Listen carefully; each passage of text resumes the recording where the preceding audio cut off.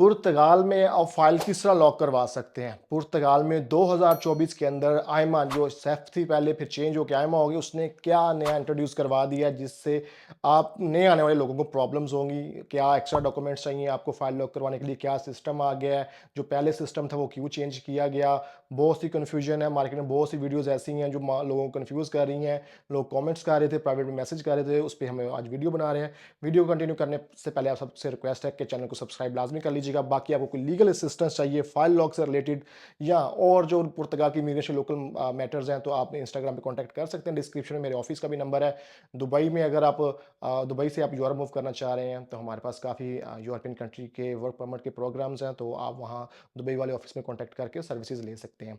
अच्छा, ये जैसे आपको पता है कि पुर्तगाल की इमिग्रेशन पूरी दुनिया में मशहूर है। जब आप पुर्तगाल में आते हैं, इवन टूरिस्ट वीज़ा के ऊपर आके आप इमिग्रेशन अप्लाई कर सकते हैं। टूरिस्ट वीज़ा, स्टडी वीज़ा, किसी भी शेंगन कंट्री के अंदर आप एंट्री करते हैं बाय डोमेस्टिक फ़्लाइट या डोमेस्टिक जो बस लेके आप पुर्तगाल में एंट्री करके, तो आप अपनी फ़ाइल सबमिट करके, जिसे फ़ाइल लॉक का नाम दिया गया है यहाँ पे, तो आप इमिग्रेशन में अप्लाई कर सकते हैं। आपको लीगल स्टेटस मिल जाता है, आप यहाँ पे रह सकते हैं, बिज़नेस कर सकते हैं। अगर फैमिली के साथ हैं, बच्चों को फ्री एजुकेशन और फ्री मेडिकल भी ले सकते हैं। अब फ़ाइल लॉक का जो आपको पता है 2024 में हर साल इमिग्रेशन कोई ना कोई डॉक्यूमेंट्स कोई एडिशनल ऐड करती है या कुछ लॉज चेंज करती है, तो लोग काफ़ी कंफ्यूज है। 2024 में ये डिपार्टमेंट चेंज हुआ है, तो इसके साथ साथ क्या कोई चीज़ें चेंज हुई हैं, जो लॉज चेंज हुए हैं? जो लोग बाहर से आने का इरादा रखते हैं पुर्तगाल में, तो वो कंफ्यूज हो जाते हैं। उन्होंने काफ़ी मुझे कमेंट्स और मैसेज आए इस बारे में। तो ये डिफाइन करता चलूँ भाई आपको कि 2024 के अंदर जो आइमा है इमिग्रेशन है पुर्तगाल की, ये सिस्टम डेवलप करने की कोशिश कर रहे हैं, लेकिन अभी तक हो नहीं पा रहा है इनसे। लेकिन कोशिश ट्राई कर रहे हैं इस चीज़ को डेवलप करने। जब ये हो जाएगा तो फिर बहुत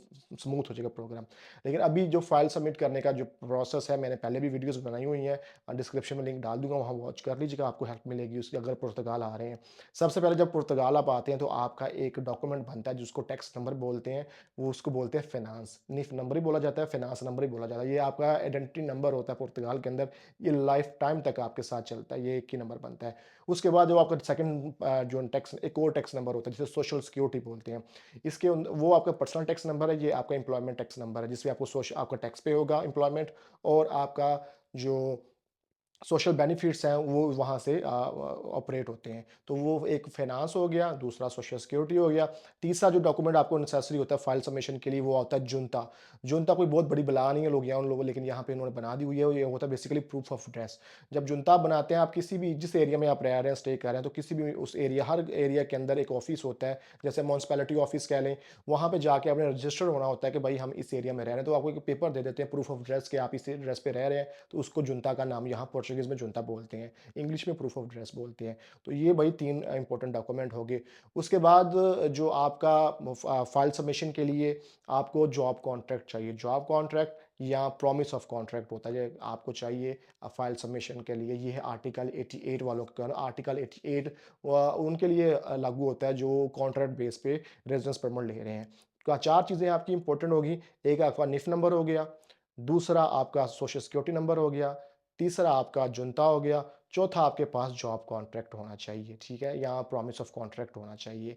ये 4 चीज़ें होगी, प्लस एडिशनल आपके पास अगर पुलिस क्लीयरेंस सर्टिफिकेट है आपकी होम कंट्री का तो ठीक है, या रेज़िडेंट कंट्री जहाँ पे रह रहे हैं तो ठीक है, वरना वो बायोमेट्रिक के ऊपर चाहिए होता है। वो वीडियोज़ बनाई हुई है, डिस्क्रिप्शन में वॉच कर लीजिएगा।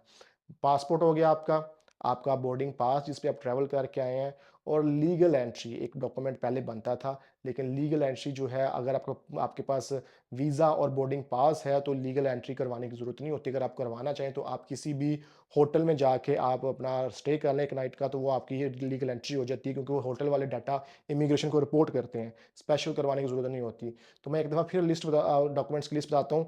आपके पास नंबर वाइज़ बताता हूँ। पहले आपके पास पासपोर्ट, सेकंड नंबर पे आपके पास होना चाहिए आपका बोर्डिंग पास, तीसरे नंबर पे आपकी लीगल एंट्री, अगर वो आपने करवा लिया, होटल में स्टे किया, होटल का बिल-शिल जो भी हुआ, वो लीगल एंट्री के तौर पे प्रूफ हो, जो वो आप यूज़ कर सकते हो, 3 हो गए।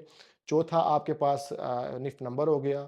पाँचवाँ आपके पास सोशल सिक्योरिटी हो गया। छठा आपके पास जुनता हो गया, और सातवां जो डॉक्यूमेंट है वो आपके पास आपका जॉब कॉन्ट्रैक्ट हो गया। ये है आर्टिकल 88। अगर आप आर्टिकल 88 में जाना चाह रहे हैं तो ये डॉक्यूमेंट्स आपको रिक्वायर्ड होंगे। इसके अलावा कोई एडिशनल डॉक्यूमेंट नहीं चाहिए होता। बेसिकली ये डॉक्यूमेंट्स अगर यहाँ पे आते हैं तो निफ और निस, बेसिकली ये फ्री डॉक्यूमेंट्स होते हैं, लेकिन यहाँ पे बनते नहीं, क्योंकि आपको रिप्रेजेंटेटिव चाहिए होते हैं।